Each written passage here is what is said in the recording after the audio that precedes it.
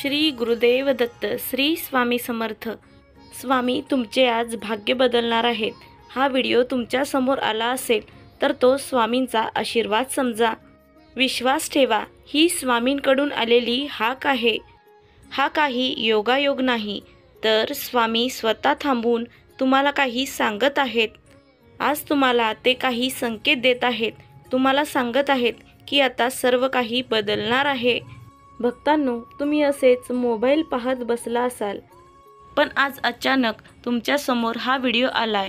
कारण का? आज तुमच्या आयुष्यातील पान पलटणार आहे. तुमच्या आयुष्याचे पुस्तक जे रिकामे होते ते आता भरले जाणार आहे. तुम्ही स्वतःला कदाचित कमी समजत असाल, तुम्हाला अजून तुमचे योग्य स्थान मिळाले नसेल, पण या व्हिडिओद्वारे तुमच्या आयुष्यात एक गुप्त बदल होणार आहे. हे त्या अदृश्य शक्तीचे चिन्ह आहे जे तुमच्यासाठी कार्य करत आहे. एक अशी शक्ती जी आत्तापर्यंत तुमच्या सर्व कर्मांची मोजणी करत होती. त्या शक्तीने तुमच्या सर्व प्रार्थना ऐकल्या आहेत. आता वेळ आली आहे जेव्हा स्वामी तुमच्या बाजूने निर्णय घेणार आहेत. तुम्ही जर हा व्हिडिओ अपूर्ण सोडलात तर तुमच्यासाठी उघडणारे दरवाजे हे बंद होतील. तुम्हाला कदाचित माहिती नाही की हा व्हिडिओ तुमच्यासाठी काय घेऊन येत आहे, पण जेव्हा तुम्ही हा व्हिडिओ संपूर्ण ऐकाल तेव्हा तुम्ही स्वतः म्हणाल, आज मी बदललो आहे. माझ्या आयुष्यात काहीतरी परिवर्तन होणार आहे. आता थांबा आणि सर्व चिंता सोडून द्या, कारण या पुढचे काही क्षण तुमच्या आयुष्यात चमत्कार घडवून आणणार आहेत. हा व्हिडिओ केवळ त्या लोकांसाठी आहे जे आपल्या आयुष्यात काहीतरी बदल घडवू इच्छितात, ज्यांना परिवर्तन हवे आहे. स्वामी आज तुम्हाला काहीतरी खास सांगणार आहेत आणि ही कोणतीही सामान्य गोष्ट नाही. ही सर्व ती चिन्हे आहेत जी तुम्हाला तुमचं नशीब बदलताना दिसत असतात. प्रिय भक्तांनो, तुमच्या सभोवतालची प्रत्येक ऊर्जा आज बदलत आहे. स्वामी तुम्हाला सांगत आहेत की आता आणखी वाट पाहू नका. आता तुमच्यातील इच्छाशक्ती जागृत होण्याची वेळ आली आहे. तुम्ही आता पूर्वीसारखे राहिला नाहीत. तुम्ही खूप काही सहन केले आहे आणि प्रत्येक वेळी जेव्हा तुम्ही आतून तुटलेले वाटले तेव्हा तुम्ही कोणाला काहीही सांगितले नाही. तुमची ही प्रार्थना स्वामींपर्यंत पोहोचली आहे. प्रिय भक्तांनो, तयार व्हा. ज्याची तुम्ही कल्पनाही केली नव्हती ते आता तुमच्या दिशेने वाहत येत आहे. बऱ्याच दिवसांपासून तुम्ही तुमचे हसणे थांबवले होते. तुमचे मन नाराज झाले होते. तुमच्या मनात सतत असे विचार येत होते की माझी कहाणी इथेच संपेल का? माझ्या आयुष्यात मनासारखं काही घडणार नाही का? खरंच कोणी माझ्या या भावना ऐकत आहे का? होय, आपले स्वामी तुमच्या सर्व इच्छा ऐकत आहेत. तुमचे नशीब आता बदलणार आहे. हे शब्द तुमच्या कानावर पडताच तुमच्या आत्म्यातील शक्ती जागृत होणार आहे. जे काही अडथळे होते ते आता एक एक करून दूर होतील. जी दारे बंद होती ती आता आपोआप उघडायला लागतील. जे मार्ग हरवले होते ते आता तुमच्या समोर आपोआप दिसू लागतील. स्वामी म्हणतायत, आता मी तुमच्यासोबत चालण्यासाठी आलो आहे. आता तुम्हाला आयुष्यात एकटे चालावे लागणार नाही. स्वामींनी तुमची प्रत्येक प्रार्थना, तुमची प्रत्येक वेदना, प्रत्येक अश्रू पाहिलेले आहेत. आता तुम्हाला त्यांची उत्तरे मिळणार आहेत. तुमच्या आयुष्यातील सर्वात मोठी रात्र संपली आहे आणि आता पहाट होणार आहे.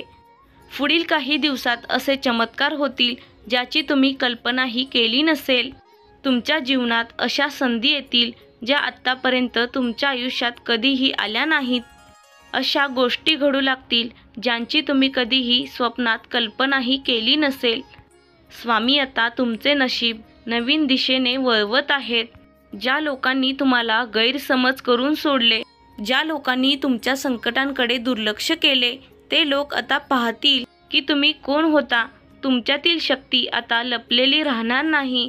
तुम्ही जिथे जाल तिथे प्रकाश आपोआप चमकेल. ज्यांच्याबद्दल तुम्ही विचार कराल त्यांच्या आयुष्यातही तुम्हाला प्रकाश दिसेल. तुम्ही आता केवळ एक व्यक्ती नाहीत, तर तुम्ही या शक्तीला चालवणारे एक चालक आहात. तुमचे पुढे येणारे दिवस काही चमत्कारापेक्षा कमी नसतील. फक्त तुम्ही विश्वास गमावू नका. तुम्हाला दिसो किंवा न दिसो, स्वामी कायम तुमच्या सोबत असणार आहेत. स्वामी तुमच्यासाठी नवीन संधी निर्माण करत आहेत. नवीन लोकांना तुमच्या आयुष्यात पाठवत आहेत. तुम्हाला प्रगतीकडे नेणारा मार्ग बनवत आहेत. तुमच्या आयुष्यातील एकटेपणा कमी करण्यासाठी तुमच्या सोबती पाठवत आहेत की बरे झाले, मी कोणत्याही परिस्थितीत हार मानली नाही. सुदैवाने मी स्वामींचा आवाज ऐकला आणि हा व्हिडिओ माझ्या समोर माझे नशीब चमकवण्यासाठी आला. तुमच्या समोर हा व्हिडिओ आला म्हणजे तुमच्या आयुष्यात होणाऱ्या बदलाची सुरुवात झालेली आहे. आता इथून सर्व काही बदलेल. तुमचा विचार, तुमचा वेळ, तुमची लोक सर्व काही बदलतील. जे काही तुम्ही आत्तापर्यंत गमावलं आहे ते तुम्हाला 100 पटीने जास्त मिळेल. ज्याने तुम्हाला तोडले तो तुम्हाला आता घडवेल. स्वामींना माहिती आहे की तुम्हाला योग्य वेळी काय द्यायचे आहे आणि आता ती योग्य वेळ आली आहे. आता स्वामींनी आपले नाव चमत्कारांच्या यादीत लिहिले आहे. जर हा व्हिडिओ आपल्या डोळ्यांसमोर आला असेल तर हा केवळ योगायोग नसून आपल्या परिवर्तनाचा एक भाग आहे. तुमचे जीवन नवीन रंगांनी भरण्याचे हे एक चिन्ह आहे. आत्तापर्यंत तुम्ही जे जीवन जगत होतात ते आता बदलणार आहे. स्वामी तुमच्यापर्यंत ते सर्व काही पाठवत आहेत जे तुमचे हृदय मागतंय. आणि तुम्ही अजूनही हा व्हिडिओ सोडला नसेल तर लक्षात ठेवा, तुम्ही त्या लोकांपैकी आहात ज्यांच्या आयुष्यात आता चमत्कार होणार आहे. बऱ्याच वेळा आपण विचार करतो की बदल कधी होईल, चांगली बातमी कधी मिळेल, असा क्षण कधी येईल जो माझे संपूर्ण आयुष्य बदलून टाकेल. तर ऐका, हाच तो क्षण आहे. हाच तो संदेश आहे जो स्वामींनी तुमच्यापर्यंत पाठवला आहे. आत्तापर्यंत तुमच्या आयुष्यात जे काही घडले ते तुम्हाला मजबूत करण्यासाठी होते आणि इथून पुढे तुमच्या आयुष्यात जे काही होईल ते तुम्हाला चमत्कार दाखवण्यासाठी घडेल. आता ज्या लोकांनी तुमच्याकडे दुर्लक्ष केले त्यांना तुम्ही सहन केलेल्या गोष्टींचे परिणाम भोगावे लागतील. ज्या लोकांनी आजपर्यंत तुमचे कौतुक केले नाही तो तुमच्याशी जोडला जाईल. जो व्यक्ती आजपर्यंत तुम्हाला ओळखतही नव्हता तो आता तुमच्या प्रकाशात जोडला जाईल. हे सर्व सहज घडत नाहीये, कारण तुमच्यातील विश्वास, प्रेम हे सर्व स्वामींशी जोडलं गेलं आहे. आणि जेव्हा मानवाची ऊर्जा स्वामींशी जोडली जाते तो व्यक्ती फक्त जीवन जगत नाही तर तो जीवन बदलतो. स्वामींनी तुमच्यासाठी मार्ग बनवला आहे, त्यावरती आता तुम्हाला विश्वासाने चालायचं आहे. भीती, शंका, दुःख हे सर्व आता मागे राहतील. आता तुमच्या आत्म्याला जन्मापासून जे काही हवे होते ते सर्व काही मिळेल. आजपासून तुमच्या जीवनात बदल सुरू होतोय. तुमचे नशीब आता सर्व काही बदलेल. आणि अजूनही तुमच्या मनात शंका असेल तर लक्षात ठेवा, स्वामी उगाचच अशी शुभचिन्हे देत नाहीत. आज तुमच्या समोर असलेला हा व्हिडिओ कोणताही सामान्य योगायोग नाही. हे सर्व तुमच्या प्रार्थनेचे, तुमच्या इच्छेचे उत्तर असणार आहे. आता तुम्हाला तुमच्या धैर्याचे फळ मिळणार आहे.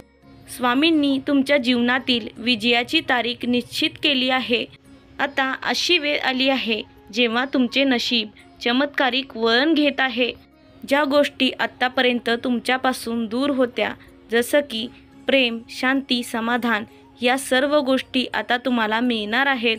पुढील 3 दिवसात तुमच्या जीवनातील सर्व अडथळे, मानसिक अशांतता आणि तुम्हाला थांबवणाऱ्या अदृश्य भिंती आपोआप नाहीशा होतील.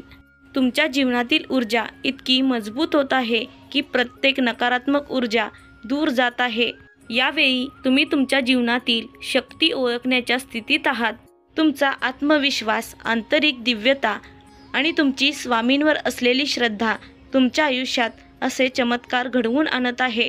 दिव्य जगाचे दरवाजे तुमच्यासाठी उघडले जात आहेत. तुमच्यावर आशीर्वादाचा वर्षाव सुरू झालेला आहे. आणि भक्तांनो, तुमच्या आयुष्यात असे चमत्कार घडतील जे तुम्ही स्वप्नातही विचार केला नसेल. ज्या लोकांनी तुम्हाला कधीही समजून घेतले नाही त्यांना आता तुमचे सत्य कळेल.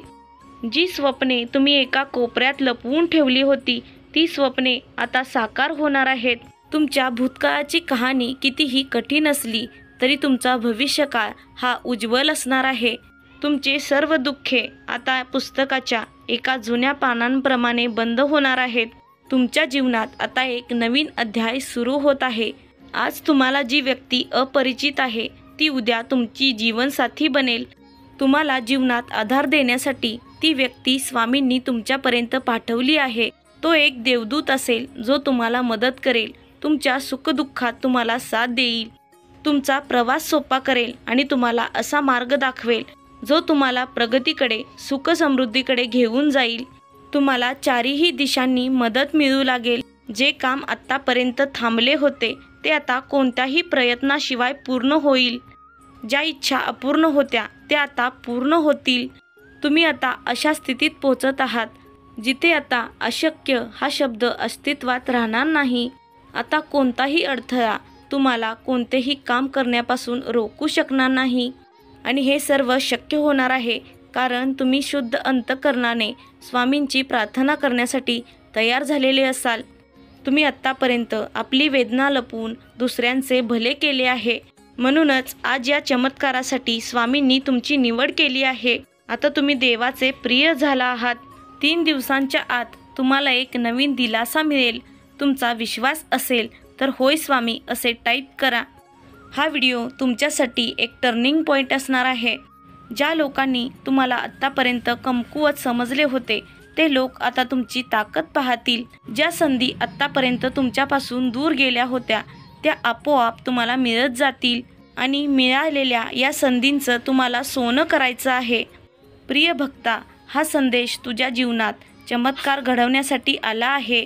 याला हलक्यात घेऊ नका, हे स्वामींचे आव्हान आहे। आता खरी वेळ आली आहे आयुष्यात होणाऱ्या चमत्कारिक बदलाची। ऐका, स्वीकार करा आणि श्रद्धा ठेवत राहा। आता तुमच्या आयुष्यातील सर्वात सुंदर कहाणी लिहिली जाणार आहे। स्वामींच्या मुखातून प्राप्त झालेला हा दिव्य संदेश आता तुमच्यापर्यंत पोहोचला आहे। तुम्हाला घेरलेल्या सर्व समस्यातून तुम्हाला आता स्वातंत्र्य मिळणार आहे। हा संदेश तुमच्या आतपर्यंत रुजला असेल तर अशा 3 व्यक्तींना शेअर करा ज्यांची स्वामींवर खूप श्रद्धा आहे, जे आपल्या आयुष्यात परिवर्तन घडवू इच्छितात। जे लोक आज अंधारात आहेत आणि ज्यांना स्वामींच्या प्रकाशाची गरज आहे त्यांच्यापर्यंत हा व्हिडिओ नक्की शेअर करा। हा दिव्य प्रवास सुरू ठेवण्यासाठी या व्हिडिओला लाईक करा, कमेंटमध्ये श्री स्वामी समर्थ लिहा आणि आपल्या श्री स्वामी समर्थ भक्ती ग्रुप या चॅनलला नक्की सबस्क्राईब करा। लक्षात ठेवा, जेव्हा तुम्ही प्रेम आणि प्रकाश शेअर करता तेव्हा तुम्ही स्वामींच्या सोबत राहता। प्रिय भक्तांनो, दुसऱ्या एका संदेशाबरोबर आपण पुन्हा भेटूच, पण त्या अगोदर श्री स्वामी समर्थांचा हा मंत्र ऐकत रहा। ओम श्री स्वामीराजम, ओम श्री दत्तावतारम, ओम श्री शिवशक्तिरूपम, ओम श्री स्वामी समर्थाय नमः। ओम श्री स्वामीराजम, ओम श्री दत्तावतारम, ओम श्री शिवशक्तिरूपम, ओम श्री स्वामी समर्थाय नमः। ओम श्री स्वामीराजम, ओम श्री दत्तावतारम, ओम श्री शिवशक्तिरूपम, ओम श्री स्वामी समर्थाय नमः। ओम श्री स्वामीराजम, ओम श्री दत्तावतारम, ओम श्री शिवशक्तिरूपम, ओम श्री स्वामी समर्थाय नमः। ओम श्री स्वामीराजम, ओम श्री दत्तावतारम, ओम श्री शिवशक्तिरूपम, ओम श्री स्वामी समर्थाय नमः। ओम श्री स्वामीराजम, ओम श्री दत्तावतारम, ओम श्री शिवशक्तिरूपम, ओम श्री स्वामी समर्थाय नमः। ओम श्री स्वामीराजम, ओम श्री दत्तावतारम, ॐ श्री शिवशक्तिरूपम् ॐ श्री स्वामी समर्थाय नमः। ॐ श्री स्वामिराजम् ॐ श्री दत्तावतारम् ॐ श्री शिवशक्तिरूपम् ॐ श्री स्वामी समर्थाय नमः। ॐ श्री स्वामिराजम् ॐ श्री दत्तावतारम् ॐ श्री शिवशक्तिरूपम् ॐ श्री स्वामी समर्थाय नमः।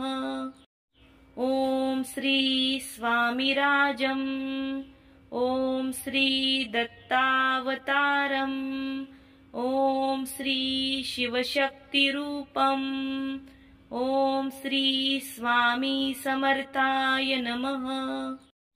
ॐ श्री स्वामिराजम् ॐ श्री दत्तावतारम् ॐ श्री शिवशक्तिरूपम् ॐ श्री स्वामी समर्थाय नमः। ॐ श्री स्वामिराजम् ॐ श्री दत्तावतारम् ॐ श्री शिवशक्तिरूपम् ॐ श्री स्वामी समर्थाय नमः। ॐ श्री स्वामिराजम् ॐ श्री दत्तावतारम् ॐ श्री शिवशक्तिरूपम् ॐ श्री स्वामी समर्थाय नमः। ॐ श्री स्वामिराजम् ॐ श्री दत्तावतारम् ॐ श्री शिवशक्तिरूपम् ॐ श्री स्वामी समर्थाय नमः। ॐ श्री स्वामिराजम् ॐ श्री दत्तावतारम् ॐ श्री शिवशक्तिरूपम् ॐ श्री स्वामी समर्थाय नमः। ॐ श्री स्वामिराजम् ॐ श्री दत्तावतारम् ॐ श्री शिवशक्तिरूपम् ॐ श्री स्वामी समर्थाय नमः। ॐ श्री स्वामिराजम् ॐ श्री दत्तावतारम् ॐ श्री शिवशक्तिरूपम् ॐ श्री स्वामी समर्थाय नमः। ॐ श्री स्वामिराजम् ॐ श्री दत्तावतारम् ॐ श्री शिवशक्तिरूपम् ॐ श्री स्वामी समर्थाय नमः।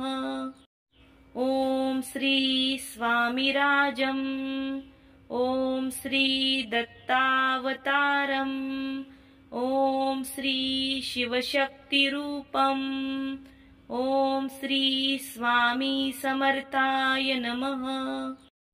ॐ श्री स्वामिराजम् ॐ श्री दत्तावतारम् ॐ श्री शिवशक्तिरूपम् ॐ श्री स्वामी समर्थाय नमः।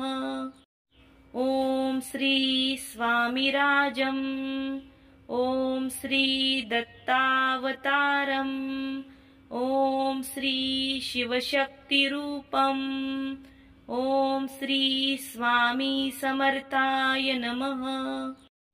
ॐ श्री स्वामिराजम् ॐ श्री दत्तावतारम् ॐ श्री शिवशक्तिरूपम् ॐ श्री स्वामी समर्थाय नमः। ॐ श्री स्वामिराजम् ॐ श्री दत्तावतारम् ॐ श्री शिवशक्तिरूपम् ॐ श्री स्वामी समर्थाय नमः। ॐ श्री स्वामिराजम् ॐ श्री दत्तावतारम् ॐ श्री शिवशक्तिरूपम् ॐ श्री स्वामी समर्थाय नमः। ॐ श्री स्वामिराजम् ॐ श्री दत्तावतारम् ॐ श्री शिवशक्तिरूपम् ॐ श्री स्वामी समर्थाय नमः। ॐ श्री स्वामिराजम् ॐ श्री दत्तावतारम् ॐ श्री शिवशक्तिरूपम् ॐ श्री स्वामी समर्थाय नमः। ॐ श्री स्वामिराजम् ॐ श्री दत्तावतारम् ॐ श्री शिवशक्तिरूपम् ॐ श्री स्वामी समर्थाय नमः। ॐ श्री स्वामिराजम् ॐ श्री दत्तावतारम् ॐ श्री शिवशक्तिरूपम् ॐ श्री स्वामी समर्थाय नमः। ॐ श्री स्वामिराजम् ॐ श्री दत्तावतारम् ॐ श्री शिवशक्तिरूपम् ॐ श्री स्वामी समर्थाय नमः। ॐ श्री स्वामिराजम् ॐ श्री दत्तावतारम् ॐ श्री शिवशक्तिरूपम् ॐ श्री स्वामी समर्थाय नमः। ॐ श्री स्वामिराजम् ॐ श्री दत्तावतारम् ॐ श्री शिवशक्तिरूपम् ॐ श्री स्वामी समर्थाय नमः। ॐ श्री स्वामिराजम् ॐ श्री दत्तावतारम् ॐ श्री शिवशक्तिरूपम् ॐ श्री स्वामी समर्थाय नमः। ॐ श्री स्वामिराजम् ॐ श्री दत्तावतारम् ॐ श्री शिवशक्तिरूपम् ॐ श्री स्वामी समर्थाय नमः। ॐ श्री स्वामिराजम् ॐ श्री दत्तावतारम् ॐ श्री शिवशक्तिरूपम् ॐ श्री स्वामी समर्थाय नमः।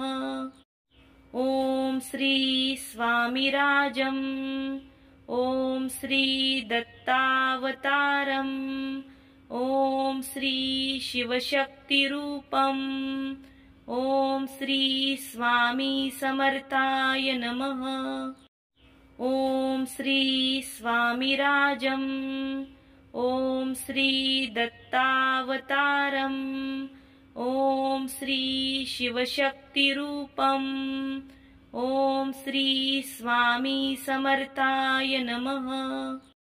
ॐ श्री स्वामिराजम् ॐ श्री दत्तावतारम् ॐ श्री शिवशक्तिरूपम् ॐ श्री स्वामी समर्थाय नमः। ॐ श्री स्वामिराजम् ॐ श्री दत्तावतारम् ॐ श्री शिवशक्तिरूपम् ॐ श्री स्वामी समर्थाय नमः। ॐ श्री स्वामिराजम् ॐ श्री दत्तावतारम् ॐ श्री शिवशक्तिरूपम् ॐ श्री स्वामी समर्थाय नमः। ॐ श्री स्वामिराजम् ॐ श्री दत्तावतारम् ॐ श्री शिवशक्तिरूपम् ॐ श्री स्वामी समर्थाय नमः। ॐ श्री स्वामिराजम् ॐ श्री दत्तावतारम् ॐ श्री शिवशक्तिरूपम् ॐ श्री स्वामी समर्थाय नमः। ॐ श्री स्वामिराजम् ॐ श्री दत्तावतारम् ॐ श्री शिवशक्तिरूपम् ॐ श्री स्वामी समर्थाय नमः। ॐ श्री स्वामिराजम् ॐ श्री दत्तावतारम् ॐ श्री शिवशक्तिरूपम् ॐ श्री स्वामी समर्थाय नमः। ॐ श्री स्वामिराजम् ॐ श्री दत्तावतारम् ॐ श्री शिवशक्तिरूपम् ॐ श्री स्वामी समर्थाय नमः। ॐ श्री स्वामिराजम् ॐ श्री दत्तावतारम् ॐ श्री शिवशक्तिरूपम् ॐ श्री स्वामी समर्थाय नमः। ॐ श्री स्वामिराजम् ॐ श्री दत्तावतारम् ॐ श्री शिवशक्तिरूपम् ॐ श्री स्वामी समर्थाय नमः। ॐ श्री स्वामिराजम् ॐ श्री दत्तावतारम् ॐ श्री शिवशक्तिरूपम् ॐ श्री स्वामी समर्थाय नमः। ॐ श्री स्वामिराजम् ॐ श्री दत्तावतारम् ॐ श्री शिवशक्तिरूपम् ॐ श्री स्वामी समर्थाय नमः। ॐ श्री स्वामिराजम् ॐ श्री दत्तावतारम् ॐ श्री शिवशक्तिरूपम् ॐ श्री स्वामी समर्थाय नमः। ॐ श्री स्वामिराजम् ॐ श्री दत्तावतारम् ॐ श्री शिवशक्तिरूपम् ॐ श्री स्वामी समर्थाय नमः। ॐ श्री स्वामिराजम् ॐ श्री दत्तावतारम् ॐ श्री शिवशक्तिरूपम् ॐ श्री स्वामी समर्थाय नमः। ॐ श्री स्वामिराजम् ॐ श्री दत्तावतारम् ॐ श्री शिवशक्तिरूपम् ॐ श्री स्वामी समर्थाय नमः। ॐ श्री स्वामिराजम् ॐ श्री दत्तावतारम् ॐ श्री शिवशक्तिरूपम् ॐ श्री स्वामी समर्थाय नमः। ॐ श्री स्वामिराजम् ॐ श्री दत्तावतारम् ॐ श्री शिवशक्तिरूपम् ॐ श्री स्वामी समर्थाय नमः। ॐ श्री स्वामिराजम् ॐ श्री दत्तावतारम् ॐ श्री शिवशक्तिरूपम् ॐ श्री स्वामी समर्थाय नमः। ॐ श्री स्वामिराजम् ॐ श्री दत्तावतारम् ॐ श्री शिवशक्तिरूपम् ॐ श्री स्वामी समर्थाय नमः। ॐ श्री स्वामिराजम् ॐ श्री दत्तावतारम् ॐ श्री शिवशक्तिरूपम् ओम श्री स्वामी समर्थाय नमः। ओम श्री स्वामीराजम्। ओम श्री दत्तावतारम्। ओम श्री शिवशक्तिरूपम्। ओम श्री स्वामी समर्थाय नमः। ओम श्री स्वामीराजम्। ओम श्री दत्तावतारम्। ओम श्री शिवशक्तिरूपम्। ओम श्री स्वामी समर्थाय नमः। ओम श्री स्वामीराजम्। ओम श्री दत्तावतारम्। ओम श्री शिवशक्तिरूपम्। ओम श्री स्वामी समर्थाय नमः। ओम श्री स्वामीराजम्। ओम श्री दत्तावतारम्। ओम श्री शिवशक्तिरूपम्। ओम श्री स्वामी समर्थाय नमः। ओम श्री स्वामीराजम्। ओम श्री दत्तावतारम्। ओम श्री शिवशक्तिरूपम्। ओम श्री स्वामी समर्थाय नमः। ओम श्री स्वामीराजम्। ओम श्री दत्तावतारम्। ओम श्री शिवशक्तिरूपम्। ओम श्री स्वामी समर्थाय नमः। ओम श्री स्वामीराजम्। ओम श्री दत्तावतारम्। ओम श्री शिवशक्तिरूपम्। ओम श्री स्वामी समर्थाय नमः। ओम श्री स्वामीराजम्। ओम श्री दत्तावतारम्। ओम श्री शिवशक्तिरूपम्। ओम श्री स्वामी समर्थाय नमः। ओम श्री स्वामीराजम्। ओम श्री दत्तावतारम्। ओम श्री शिवशक्तिरूपम्। ओम श्री स्वामी समर्थाय नमः। ओम श्री स्वामीराजम्। ओम श्री दत्तावतारम्। ओम श्री शिवशक्तिरूपम्। ओम श्री स्वामी समर्थाय नमः। ओम श्री स्वामीराजम्। ओम श्री दत्तावतारम्। ओम श्री शिवशक्तिरूपम्। ओम श्री स्वामी समर्थाय नमः। ओम श्री स्वामीराजम्। ओम श्री दत्तावतारम्। ओम श्री शिवशक्तिरूपम्। ओम श्री स्वामी समर्थाय नमः।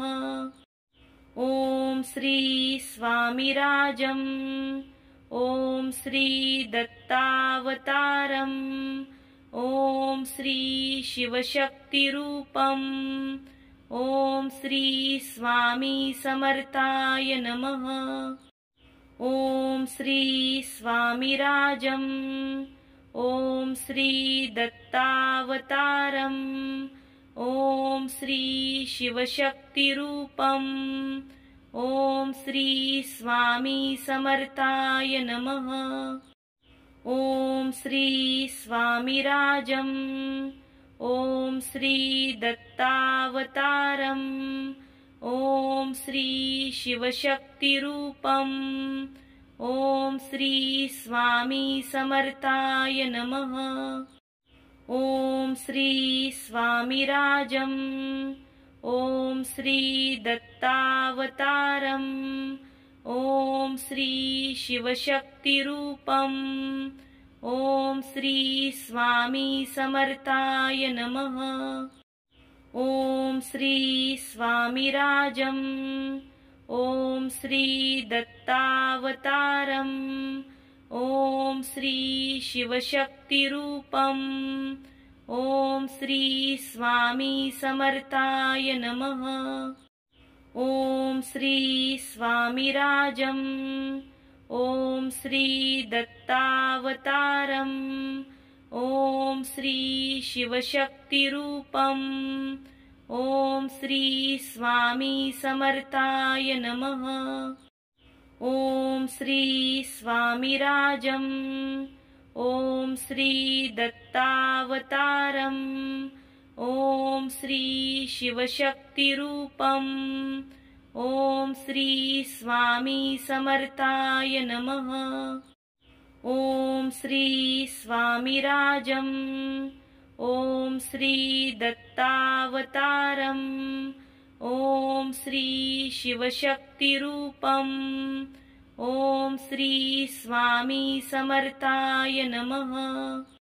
ॐ श्री स्वामिराजम् ॐ श्री दत्तावतारम् ॐ श्री शिवशक्तिरूपम् ॐ श्री स्वामी समर्थाय नमः।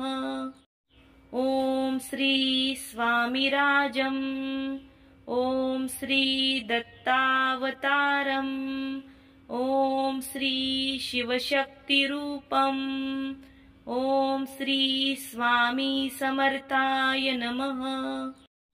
ॐ श्री स्वामिराजम् ॐ श्री दत्तावतारम् ॐ श्री शिवशक्तिरूपम् ॐ श्री स्वामी समर्थाय नमः। ॐ श्री स्वामिराजम् ॐ श्री दत्तावतारम् ॐ श्री शिवशक्तिरूपम् ॐ श्री स्वामी समर्थाय नमः।